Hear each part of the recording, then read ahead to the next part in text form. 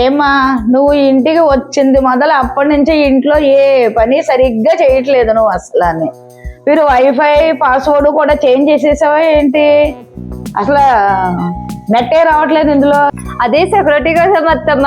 Last time మీరు అందరు colony వాళ్ళకి ఇచ్చేసారు, దాని గురించి. అయ్యో నేను ఎవరికి షేర్ చేయలేదు, అది ఆటోమేటిక్ అందరికీ తెలిసిపోయింది. ఏం చెప్తావు మమ్మీ, అది అలాగే ఆటోమేటిక్ గా తెలిసిపోతుంది అందరికి. నువ్వు ఇంకానే నేను చిన్న హింట్ ఇచ్చాను అంతే. నా కొడుకు పేరు +123 అలా కూడా అందరికి తెలిసిపోతుందా? మరి అదే అయింది. మరి ఎగ్జాక్ట్లీ వాళ్ళు ఏం చేశారు తెలుసా, గెస్ట్ చేస్తారు.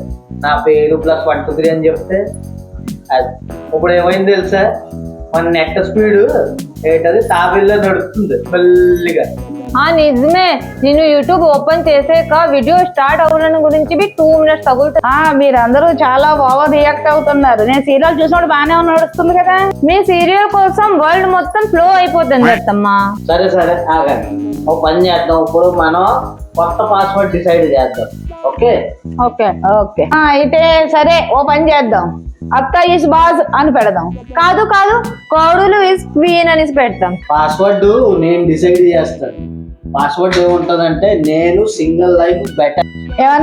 ఏమన్నారు? అయ్యో ఏం లేదు, నేను జస్ట్ కిడ్డింగ్, జోక్ చేశాను అంతే. Password no sharing no drama. ఏంటి నాకు చెప్పకుండా పెట్టేస్తావా? మీరు మళ్ళీ షేర్ చేసేస్తారు. అయితే సరే, నేను మాత్రం 2 members మాత్రం నేను షేర్ చేస్తాను, ప్రామిస్. అదే కదా ప్రాబ్లం అమ్మా, అలాగే షేర్ చేయకూడదు.